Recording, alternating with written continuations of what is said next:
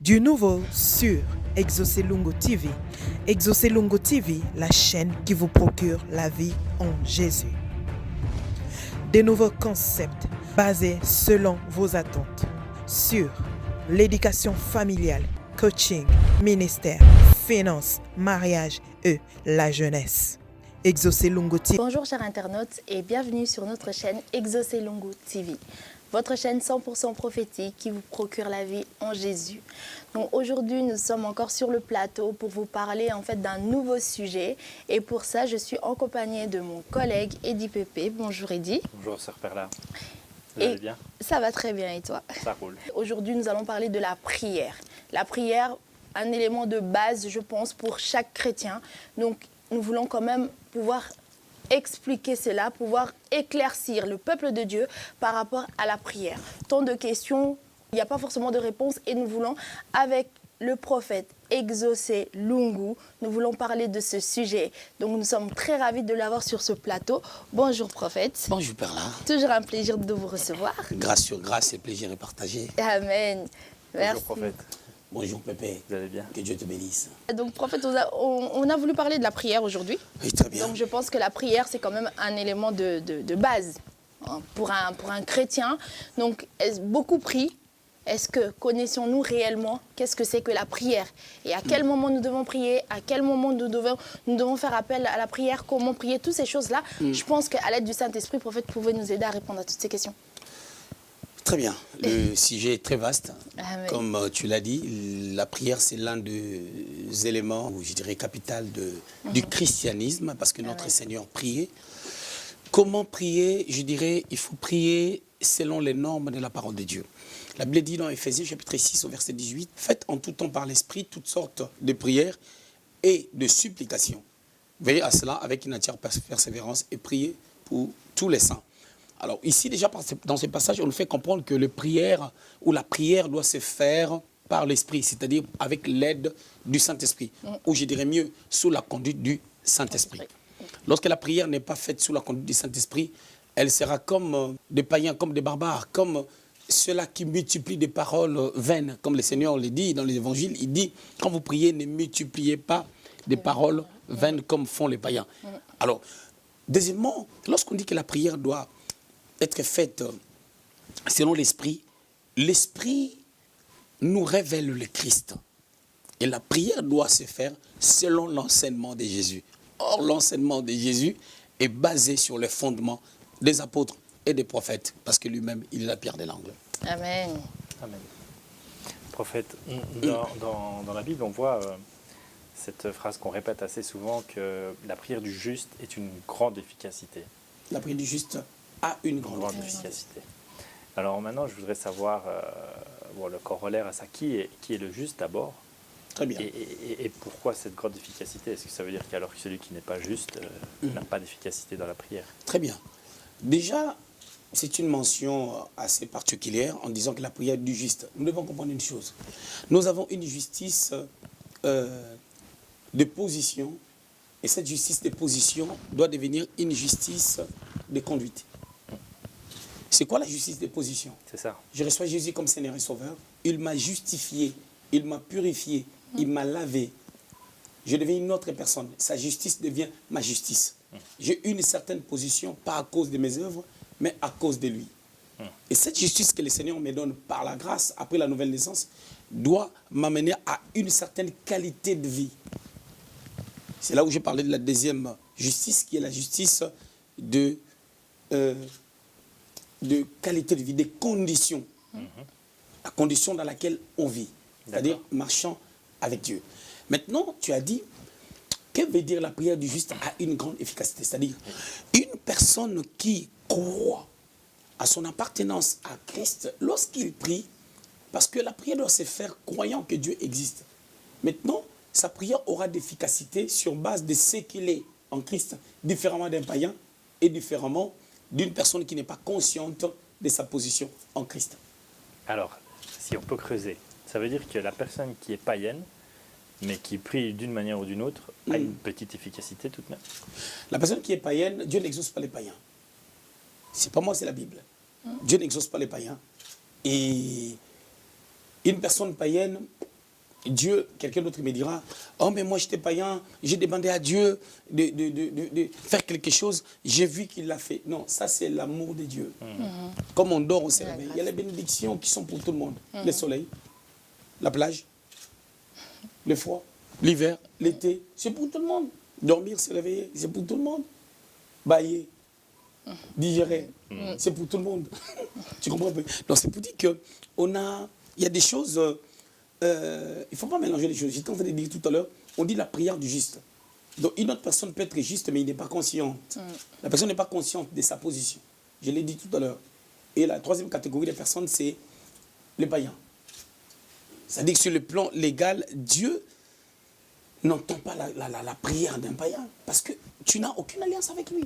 Nous prions à qui déjà? Nous prions au Père. Et pour que Dieu soit ton Père, tu dois être chrétien.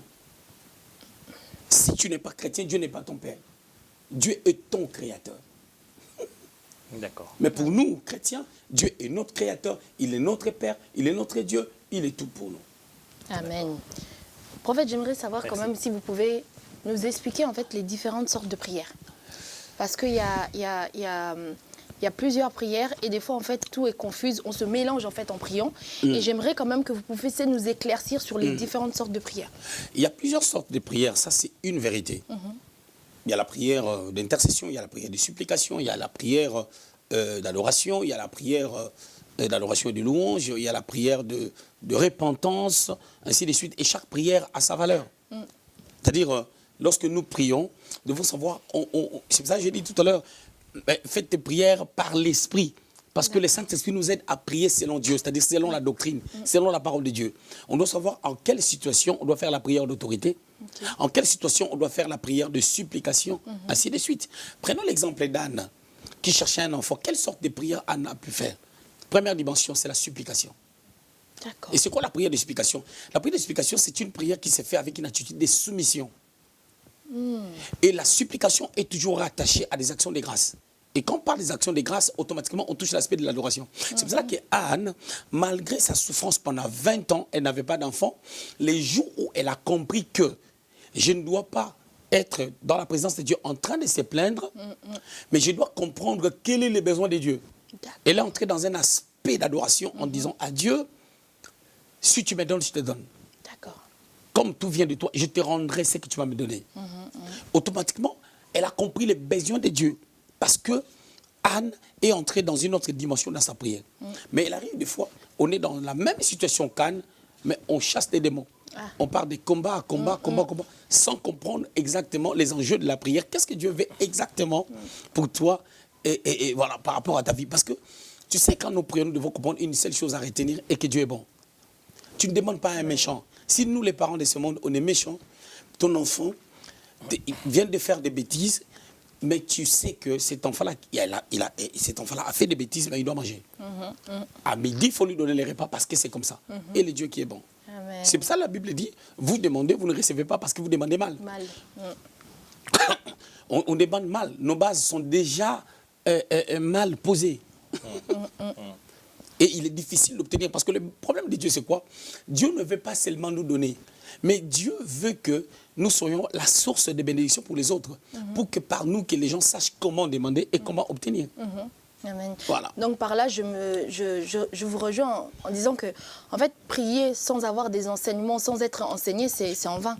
C'est catastrophique. Il y a des gens qui ne pratiquent pas, qui ne vont pas dans les églises, qui n'écoutent pas la parole de Dieu, mais qui prient tous les jours. Ils prient, c'est-à-dire ils prient en désordre. Tu sais, il y a une réalité, hein, je ne citerai pas les noms, il y a un endroit qu'on appelle Lourdes.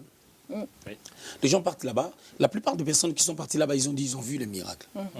Il y a eu des gens qui ont vu des miracles. Vous savez, qu'est-ce qui les a amenés à voir les miracles? Ce n'était pas les lieux. C'est la foi qu'ils mettent au lieu. La foi change la connotation du lieu. La foi change les lieux. Et la foi en la prière permet à Dieu de se manifester. Parce que pour la prière, Dieu a besoin de notre foi lorsque nous prions. Notre foi, c'est quoi? C'est de croire que Dieu entend. Pas que quand Dieu a entendu, il m'exauce le lendemain après ma prière. Non, Dieu a entendu. La Bible dit, tout ce que vous demanderez en priant, croyez que vous l'avez reçu et vous le verrez s'accomplir. Deux sortes de futurs. Un futur proche et un futur lointain. Maintenant, pendant que j'attends je suis dans quelle position? Mais, prophète, vous avez parlé de Lourdes et puis de demander. Est-ce que, bon, on a appris peut-être certains qui étaient à l'église chez les catholiques, on ne demande pas pour soi-même. Qu'est-ce que vous en pensez? Je ne vais pas trop rentrer là-dedans, répondre dans des questions sur les catholiques et tout, parce que je ne connais pas leur fonctionnement, comment et quelles sont de réalités. J'ai pris juste un exemple de Lourdes pour nous expliquer que d'autres personnes partent en Israël. Ils partent en Israël croyant que si je pars en Israël, quand je vais revenir, mon ministère va changer. Il y a beaucoup de chrétiens qui le font. Mais moi, je n'ai jamais été en Israël. Les jours que j'irai là-bas, il y a même un homme de Dieu qui est d'Israël, on a déjà parlé, il m'a dit, mais prophète, viens, tout ça, le bishop Tosh, que je salue en passant. Les jours que je serai en Israël, pour moi, je serai heureux de voir la tombe de Lazare, de voir des choses que je prêche dans la Bible. Tu comprends? Moi, ça sera beaucoup plus pour ça. Ça ne sera pas parce que c'est Israël. Lorsque je vais aller au mur de lamentation, je serai forcément exaucé. Jésus a dit à la femme samaritaine, ce n'est plus à Jérusalem ni à la Sainte Montagne. L'heure est venue où les adorateurs doivent adorer en esprit et en vérité. C'est ce que je disais tout à l'heure à Perla, que le problème, ce n'est pas le lieu. Le problème, c'est la foi qui change même les lieux. Ok.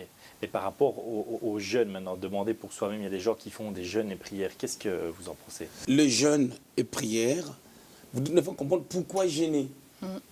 Pourquoi déjà on doit gêner? Sur le plan biblique, qu'est-ce que la Bible dit par rapport au jeûne? Si vous lisez dans toute la Bible, personne n'a gêné pour les mariages, personne n'a gêné pour obtenir un crédit, personne n'a gêné pour avoir une certaine supériorité. Toutes les personnes qui ont gêné dans la Bible, ils ont gêné pour la cause du peuple. Amen. Pour la cause de la nation. Le jeûne d'Esther, c'était pour une cause. La cause, c'était quoi? C'était la paix, la quiétude du peuple juif qui était à Suse. Le jeûne de Daniel, c'était pour son peuple, parce que le peuple devait retourner, il fallait passer du temps dans la prière. Toutes les personnes qui ont gêné, ça a été pour la cause de la nation. Et la prière, au-delà de ça, a une connotation à pouvoir atténuer la passion de la chair ou le penchant de la chair pour laisser la place à l'esprit de monter. Je me pose toujours la question, et si la chair n'a pas de place en soi?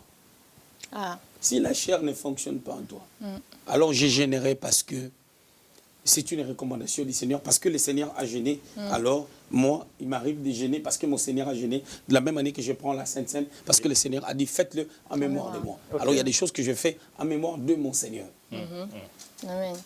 C'est ça la plus grande question qu'on avait posée même au Seigneur, en lui disant que non, quand on dit, pourquoi tes disciples ne gênent pas, pendant que les disciples de Jean-Baptiste est gêné? Il dit, les jours que leur époux, les jours que l'époux leur sera ôté, ils gêneront. Mais l'époux les a été ôtés pendant combien de temps? Pendant 3 jours. Vous savez que l'époux a été ôté pendant 3 jours quand il était dans la tombe. Parce qu'il a dit que je serai avec vous jusqu'à la fin des jours. Il est en nous par le Saint-Esprit, Colossiens chapitre 1er, verset 27. Christ en nous, l'espérance de la gloire. Le Seigneur est avec nous, il ne nous a jamais été ôté. Donc si je rentre dans ce contexte, donc je peux dire que je ne gênerai pas parce que l'époux est en moi. Amen. Alors maintenant, si je comprends que le jeûne, c'est l'obéissance à la parole de Dieu, comme les baptêmes, comme la Sainte Seine, comme toute autre chose liturgique que nous faisons, je peux gêner. C'est une annexe à la prière, en fait. On associe. On ça peut l'associer, oui, mais Dieu n'exauce. Tu sais, par la grâce de Dieu, nous avons fait marcher des paralytiques au nom de Jésus-Christ. On a vu des sourds entendre au nom de Jésus-Christ. On n'était pas en jeûne. On n'était pas en jeûne. Oui. On a vu ça. Regarde, les disciples ont dit, les disciples devaient prier pour un cas, une situation difficile qu'un père les a amenés. Il n'y a pas eu de miracle. Non. Il n'y a pas eu de miracle. Le Seigneur a dit, ces sortes de démons ne sortent que par des jeûnes et des prières. C'est une réalité qui a amené trop de scandales et trop d'incompréhension. Mais pourquoi le Seigneur avait dit ça? Ces gens-là n'étaient pas nés de nouveau. Mais moi, je suis né de nouveau. C'est-à-dire, pour chasser un démon, je n'ai pas besoin d'être en jeûne. Parce que la même onction qui était sur les seigneurs est sur nous et sur moi. Mais l'usage maintenant n'est pas pareil. On a la même onction, la même huile que Jésus avait. Parce qu'il a dit lui-même, ceux qui croient en moi feront des choses comme moi et plus que moi. Faire comme lui, on n'arrive pas. Et comment on va faire plus que lui? Donc le problème, c'est l'huile est la même. La même huile qui était sur la tête de Saül, c'est la même huile qui était sur la tête de David. Mais l'usage n'était pas pareil et les vases n'étaient pas pareils. Saül, peut-être, il était un vase de terre. David, peut-être un vase d'or, ou un vase d'argent. C'est ça. Amen. Prophète, Gloire à juste Dieu. pour éclaircir, j'avais une question que j'ai pas envie de louper. C'était de savoir, est-ce que la Bible nous précise sur la position à avoir lorsqu'on prie? Allongé, accroupi, debout, parce que on voit des fois les gens prier, d'autres sont debout, d'autres sont accroupis, d'autres sont allongés, d'autres... Est-ce qu'il y a vraiment une position adaptée? Je vais partir sur certains passages de la Bible. La Bible dit, on ne se moque pas de Dieu. Ce que l'homme aura sémé, il le moissonnera. Amen. Je ne pense pas que quand tu pars à la commune, tu as un rendez-vous avec le bourgmestre, tu es allongé. Tout de suite, quand tu entres comme ça, tu amènes ton lit gonflable, tu les gonfles et puis tu t'allonges. Tu comprends un peu? Oui. La Bible dit quelque chose de merveilleux. La nature ne vous enseigne-t-elle pas? Quand tu parles à Dieu, tu parles à qui? Un père, un créateur, un puissant, un glorieux, celui qui est capable, celui qui est tout, pour tout. Alors, quelle attitude je dois avoir? Déjà, par là, je n'ai pas de verset à dire quand tu dors, ne sois pas allongé, sois debout ou à genoux, machin, tout ça. Mais si je regarde bien la vie du Seigneur, il n'était jamais en train de prier et puis il a allongé. Il n'y a pas. Mais on montre des endroits où le Seigneur priait. Il était à la montagne, il priait. Dans la montagne, il va dormir dans quelle position? Dans la montagne de transfiguration, il priait. À Gethsemane, il était dans un jardin, il était allongé où? C'est un jardin, il y avait des fleurs, tout ça, les arbres et tout. Et il pouvait allonger où? Regarde les disciples. Je vais maintenant expliquer cette pensée. Matthieu chapitre 26. Ils étaient dans les jardins à Gethsemane. Le Seigneur priait. Mais qu'est-ce qu'ils ont fait? Pendant le moment où on doit prier, ils étaient allongés. Pourquoi ils étaient en train de dormir? Certainement, ils étaient allongés. Ils étaient allongés, ils étaient en train de parler à Dieu. Certes, peut-être. Et ça les a amenés à sommeiller, à dormir. Et le Seigneur qui était peut-être debout, peut-être à genoux, il est venu, il a dit, vous dormez, vous n'avez même pas pu veiller. Il est parti, il est revenu, il dormait. Il ne pouvait pas dormir debout, parce que c'était le temps de la prière. Donc, toutes les personnes qui prient allongées, changez votre théologie, changez votre façon de voir les choses. Dans les choses de Dieu, on ne fait pas la tête. Moi, je connais ceci, moi, je connais cela. Non. Les versets bibliques sont là. Quand on prie, donc je dis deux choses. La première, on parle à qui? À un roi des rois, à un puissant. Amen. Alors, il faut savoir, tu le fais dans quelle position. La deuxième des choses, Jésus, à Gethsemane avec les disciples, pourquoi ils ont dormi et lui, pourquoi il n'a pas dormi? Il est parti, il est revenu, il les a trouvés dans la même position en train de dormir. Est-ce qu'ils sont restés allongés, ils ont commencé à parler à Dieu, le sommeil les a repris encore? Prophète, pour reprendre un peu ma sœur Perla, Mais j'ai aimé cette question quand même. quand on marche ou qu'on se promène dehors, les gens ont tendance à dire, moi je prie pas vraiment, mais je prie comme ça, j'intercède. Est-ce qu'on peut parler d'un vrai chrétien par rapport au fait qu'il n'a pas une vie de prière Constante. Tu ne peux pas être chrétien et manquer de vie de prière. Oui. Tu ne connais pas ton identité. Ok. C'est comme un enfant qui est à la maison, il ne parle jamais avec son père, il ne parle jamais avec sa mère. Oui. Un enfant, quand tu es un enfant, tu parleras. Tu sais, tu as des enfants, ils viennent te parler. C'est la même relation que nous avons avec Dieu. On doit le parler, c'est notre Père. Et maintenant, qu'est-ce qu'on peut dire sur la prière à tout temps? On prie à tout moment quand on est quelque part Attends, on Oui. part tout doucement. Est-ce qu'on se lave tout le temps? Non. C'est bien de se laver, non? Alors tu te promènes avec ton tuyau et puis avec une gourde d'eau et puis tu prends et puis, de temps en temps Au aussi, tu prends la gourde d'eau et puis tu mets. Il faut se laver. L'eau, c'est la vie. Il faut se laver. Ou on mange tout le temps. Parce qu'ici en Europe, il y a des supermarchés partout. Il y a des McDo, il y a des Quick, il y a partout. Quand tu te promènes, tu dis non, mais il faut manger sans cesse. Parce que le corps a besoin de la nourriture. Tu prends le marché, tu vas donner une patate. Parti là, papa. Tu comprends un peu? C'est-à-dire, il faut savoir vérifier la parole de Dieu selon la parole de Dieu. Amen. Tu as dit tout à l'heure, prier sans cesse. Oui. Alors, 1 Thessaloniciens 5. On va commencer à partir du verset 16 ou 17. 1 Thessaloniciens 5. Priez sans cesse. Verset 17. Hein? Beaucoup de gens, quand ils lisent ces versets, oui. ou quand ils lisent plusieurs passages de la Bible, ils ne font pas attention à là où ça vient. Pourquoi on a dit ça? Pourquoi? Et qu'est-ce qui suit après? Quand on dit pourquoi, il y a toujours un parce que. Retournons au verset 16. soyez toujours joyeux. Point. Priez sans cesse. C'est-à-dire, ne soyez pas triste à cause de vos problèmes. Gardez la joie et votre prière sera efficace. Amen. Priez sans cesse. Point. Encore. Verset 18. Au verset 18, maintenant, on donne le contenu de la prière qu'on doit faire sans cesse. Et à cette dimension, ce n'est plus un problème de la prière, ça devient un problème d'attitude. Verset 18. Rendez grâce en toutes choses, car c'est la volonté de Dieu à votre égard. En Jésus-Christ. Donc, il faut avoir une attitude qui rend grâce à Dieu. Amen. Cela fera en sorte que ta prière ne sera pas attachée à une forme de tristesse. Et tu auras une joie d'être enfant de Dieu, malgré que tu n'as pas encore ce que tu as demandé. Or, quand tu es dans cette position, c'est ça la foi. Et d'autant plus que la foi attire des choses que nous n'avions pas. La bénédiction te suivra. Ce que tu as besoin te suivra. Donc, si j'ai bien compris, on parle ici dans ce verset de l'attitude de la prière D'abord de l'attitude. et non pas la prière en tant Notre que Dieu telle. qui dit que celui qui ne travaille pas ne mange pas. Imagine-toi, tu dis prier sans cesse. Tu pars dans ton entreprise, tu es ingénieur, tu es là. Tu regardes ton patron, Chebrassa, Loremende, Ah oui. Kola Brosseta. Tu regardes l'autre collègue, tu dis, oh, je te rends grâce, Seigneur, tu es merveilleux. Montre le dossier là. Et puis après, tu dis, oh, Chandra Bababo Shike. Non, Non, ça se fait Asile. pas. c'est une attitude. Oui. Je rends grâce à Dieu parce que je suis ingénieur, Oui. parce que je comprends ces choses. Je rends grâce à Dieu parce que je suis en train de faire un plan, mais je suis bloqué, mais je sais que je suis intelligent et que c'est Dieu qui m'a donné ce travail. J'arriverai. Je n'ai pas besoin de craquer. Je suis joyeux. Amen. Ouais, Amen. Donc, allez-y. Prophète, moi, j'allais demander par rapport aux heures quand même de prière. Parce que, moi, je constate beaucoup de personnes dans mon entourage. Il y a d'autres personnes qui prient impérativement à minuit. À minuit, il faut prier parce que pour pouvoir vaincre les démons qui vont nous attaquer pendant la nuit. Est-ce que les heures de prière comptent vraiment? Est-ce que les démons, ils travaillent que la nuit? Est-ce que tu n'as jamais vu quelqu'un faire l'accident à 15 heures, à 14 heures, et puis la personne est morte sur place?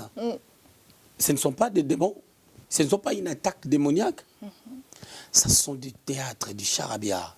Ce sont des choses... Tu sais, j'ai dit tout à l'heure, dans Ephésiens chapitre 6, au verset 18, on a dit, faites par l'Esprit.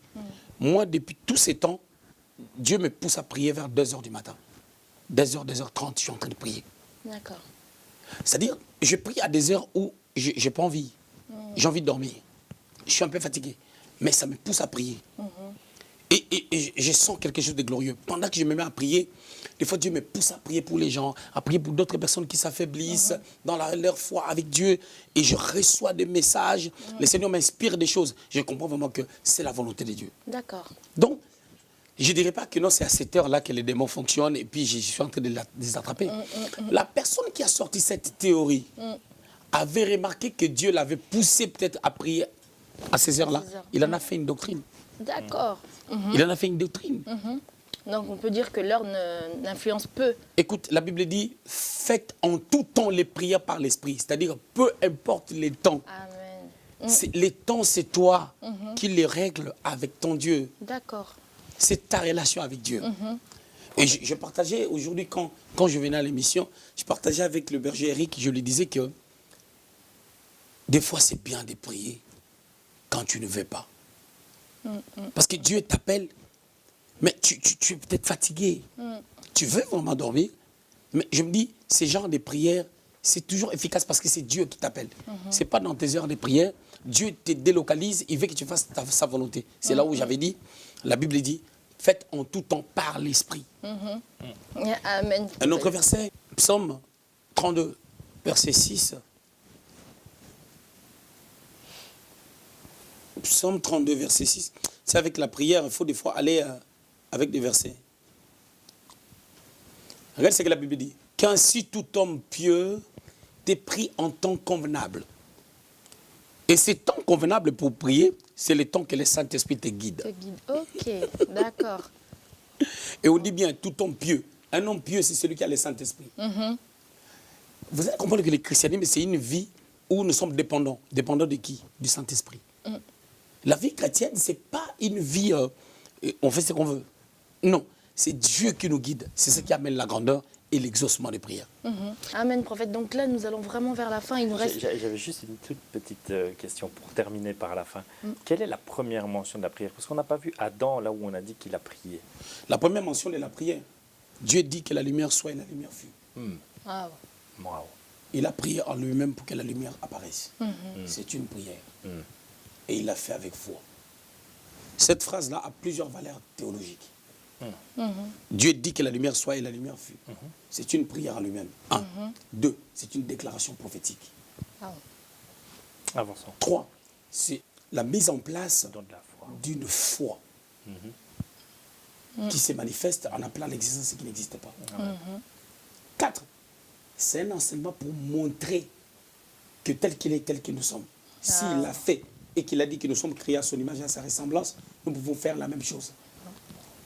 5. C'est la capacité créatrice que Dieu a. Ça a plusieurs valeurs. Ça a plusieurs valeurs. C'est pour cela, parlant de la prière, ce n'est pas toujours ce que les gens pensent. Quand on dit prier sans cesse, tout à l'heure j'avais dit, c'est une attitude. L'attitude que j'ai journalièrement, quotidiennement, me permet même lorsque je serai dans la présence de Dieu en train de prier, l'influence de ma journée qui doit être couronnée d'une joie, comme le verset 16 le dit, 1 Thessaloniciens 5, 16 dit, soyez joyeux. Ça va influencer ma prière. Soyez joyeux, pas quand on prie seulement, mais tout le temps. Et quand on dit soyez joyeux, c'est-à-dire il y a des gens qui nous volent la joie. Je viens au culte, les protocoles est désagréable envers moi. Je suis joyeux, je dis oh, je suis là pour les seigneurs. Amen. Je suis responsable d'équipe, Oui, ça des arrive. protocoles. Un protocole ne se soumet pas à moi les responsables. Les gens ne se soumettent pas. Je dis je suis joyeux parce que je suis en Christ. C'est Amen. ça, prophète. Ah, là, nous sommes quasiment vraiment à la fin. Juste une toute petite question. Prophète, est-ce que prier ensemble, lorsqu'on prie, on se rassemble dans des églises, on prie ensemble, est-ce qu'il y a d'autres, c'est plus efficace, si je peux dire comme ça, de prier ensemble que de prier seul à la maison? Deux façons de prier qui existent dans ce monde. Il y a ce qu'on appelle la prière collective et la prière individuelle. D'accord. Dans la prière collective, il y a des sous-points. Le premier sous-point, la prière à l'église. Deuxième sous-point, la prière avec des amis. Troisième sous-point, on est dans une équipe, la chorale, médias, tout ça, on prie par rapport à notre équipe, par rapport au service que nous faisons. D'accord. Mais moi, personnellement, je dirais, lorsqu'on prie ensemble à l'église, on est soumis, aux règles ecclésiales, aux règles de l'église. Aucun esprit, déjà quand on prie à l'église, on fait la prière d'intercession et de supplication. On ne prie pas pour soi-même, on prie généralement pour l'œuvre de Dieu. C'est ce que les gens oublient. On a une autre couverture liée aux normes ecclésiales. On est couvert par l'onction de son fondateur qui est le Christ. Quand tu pries avec ton ami, ce qui s'assemble se ressemble. Voilà. Et quand vous allez vous partager vos démons, vos histoires, et tout, parce que la prière a une expérience spirituelle. C'est pour cela, moi, je ne conseille pas aux gens de prier avec n'importe qui. Vous savez pourquoi? Même Jésus n'a pas prié avec Jean-Baptiste. Wow. Parce que la connotation de la prière ne sera pas pareille. Jean-Baptiste, le ministère doit s'arrêter. Jésus, le ministère doit continuer après Jean-Baptiste. S'ils prient, ils vont prier comment? Oh là, on a chuté. Ils Là, vont prier c'est- comment? Ce n'est pas le même sujet. Terrible. Jean va prier, Jésus sait que sa tête doit être coupée.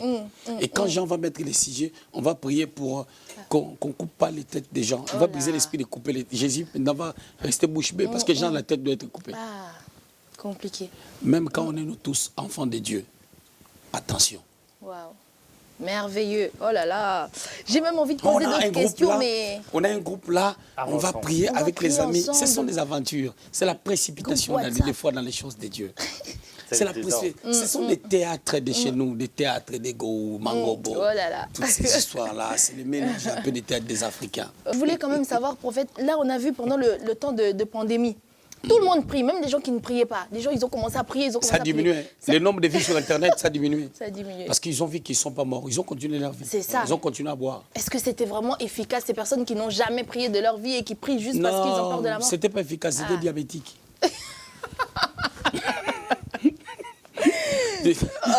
Amen. Bien-aimés dans le Seigneur. Chers internautes, nous sommes vraiment à la fin de notre émission. Donc là, c'était vraiment la prière. Comment prier, pourquoi prier. Et donc, nous sommes vraiment ravis de pouvoir partager ces instants avec vous. Merci beaucoup, prophète. Je pense qu'on va revenir sur d'autres questions. Peut-être dans d'autres sujets, on va introduire la prière là-dedans aussi. Donc, parce que c'est quand même quelque chose qui est très important que nous devons savoir. Nous ne pouvons pas prier comme des barbares, mais prier en sachant comment prier et qu'est-ce que nous devons dire, quelles paroles nous devons adresser à Dieu. On va continuer, sœur Perla. On va continuer, je pense très bien. On ne peut pas s'arrêter, c'est terrible. Amen. Donc merci au prophète. Merci Perla. À très très bientôt. Merci Eddie et merci à vous de nous suivre. Continuez à nous suivre, à liker nos vidéos et à partager, à nous laisser des commentaires. Nous prenons en compte en tout cas toutes vos questions et nous essayons de traiter ça dans des prochaines émissions. Que le Seigneur vous bénisse. On se retrouve à très bientôt. À très bientôt. Du nouveau sur Exaucé Lungo TV. Exaucé Lungo TV, la chaîne qui vous procure la vie en Jésus. Des nouveaux concepts basés selon vos attentes sur l'éducation familiale, coaching, ministère, finances, mariage et la jeunesse. Exaucé Lungo TV.